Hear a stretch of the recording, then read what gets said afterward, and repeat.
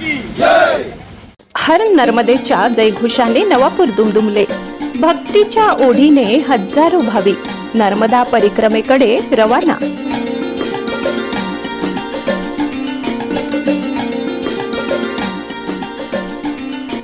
नवापूर शहर सध्या आध्यात्मिक ऊर्जेने धावून निघाले असून अवघा परिसर हर नर्मदेच्या जयघोषाने भक्तिमय झालाय।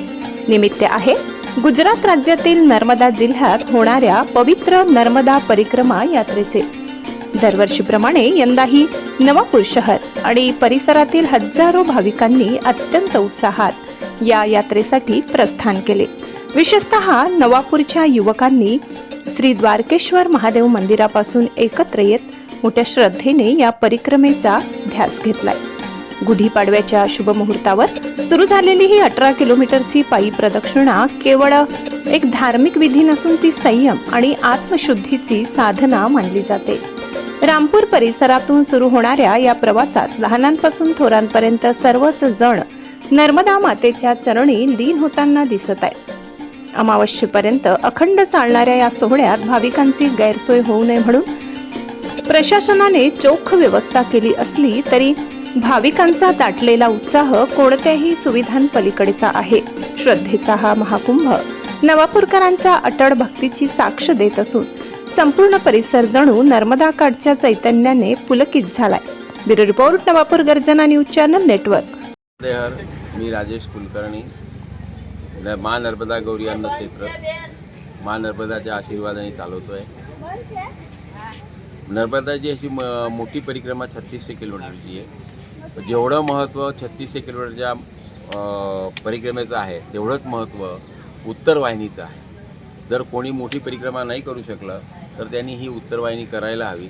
यामध्ये तुम्ही रामपुरावरनं सुरू करू शकतात आणि तिलकवाड्यावरनं पण करू शकतात। तिलकवाड्याचं उत्तर तट आहे ते मोक्षाचं स्थान आहे आणि जे दक्षिण तट आहे ते मोक्षाचं स्थान आहे।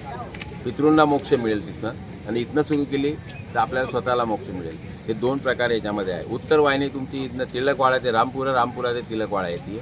याच्यामध्ये तुम्हाला धनेश्वर महादेव, कपिलेश्वर महादेव, तुम्हाला त्यानंतर तो रामानंद आश्रम, योगानंद आश्रम, त्यानंतर इथे हनुमान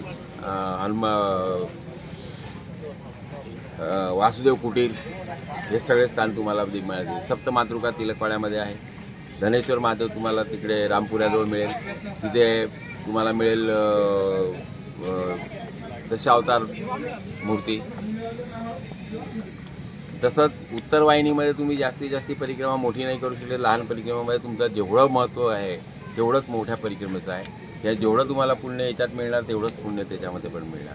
प्रत्येक स्थानावरती तुम्हाला देवाची पदचिन्ह तुम्हाला मिळतील। जर तुम्ही त्या ठिकाणी व्यवस्थितरित्या ऑब्झर्वेशन केलं तर तुम्हाला प्रत्येक ठिकाणी व्हायब्रेशन्स मिळतील। शरीराला तुम्ही जर एकाग्रताने किंवा श्रद्धेने जर तुम्ही परिक्रमा केली, नर्मदेचं महत्त्व मोठ्यात मोठं आहे। मौन रीतीने केलेलं हवं। कधीही तुम्ही चालताना फक्त नर्मदे हरचं मनामध्ये जाप केलेला चांगला आणि एकाग्रतेने परिक्रमा करायला हवी। यासाठी रस्त्याने कोणी तुम्हाला प्रसाद दिला, काय दिला ते घ्यायचं खरोखर वर्जित आहे। पण सेवा करणारे तुमच्यासाठी सेवा करायला हजर असतात, कारण की त्यांना माहिती असतं एवढ्या उन्हामध्ये चैत्राच्या गुढीपाडव्यापासून ते अमावस्यापर्यंत 1 महिना चैत्राचा ही परिक्रमा चालते। याच्यामध्ये लाखोच्या संख्येने भाविक आता यायला लागले। स्टार्टिंगला याच्यामध्ये कोणी येत नव्हतं, आता ही जसे याची प्रचार होत राहिला आहे तसं हे वाढत गेलं आणि इथे ती परिक्रमा पूर्ण